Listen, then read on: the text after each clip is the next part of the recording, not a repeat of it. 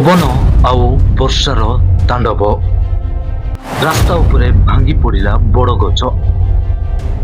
ଘରର ଛାତ ଉଡ଼ାଇ ଦେଲା ଝଡ଼ ଓ ପବନ। କେତେକ ଗାଁରେ ଭୟଙ୍କର କ୍ଷତି। ଲୋକମାନଙ୍କ ମଧ୍ୟରେ ଭୟର ପରିସ୍ଥିତି।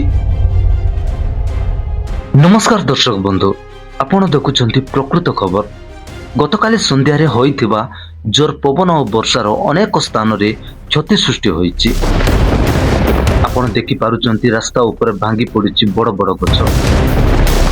ଅନ୍ୟପଟେ ଜୋର ପବନ ସହିତ କେତେକ ଘର ଛାତ ମଧ୍ୟ ଉଡ଼େଇ ନେଇଯିବାର ଦେଖାଯାଉଛି। ସ୍ଥାନୀୟ ଲୋକମାନେ ମିଶି ରାସ୍ତା ସଫା କରିବା ସହ କ୍ଷତିଗ୍ରସ୍ତ ଘରକୁ ପରାମର୍ଶ କରିଛନ୍ତି। ପାଣିପାଗ ବିଭାଗ ପକ୍ଷରୁ ଆଗାମୀ କିଛି ଘଣ୍ଟା ପାଇଁ ସତର୍କ ସୂଚନା ଜାରି କରାଯାଇଛି। ଲୋକମାନଙ୍କ କହିବା ଅନୁସାରେ ଆବଶ୍ୟକ କାମ ନଥିଲେ ବାହାରକୁ ନ ଯିବା ପାଇଁ ପରାମର୍ଶ କରାଯାଇଛି। ଏହା ଥିଲା ଆଜିର social ground report. Bureau report, ପ୍ରକୃତ ଖବର। ଧନ୍ୟବାଦ। जनतार कथा जनता पाई प्रकृत खबर।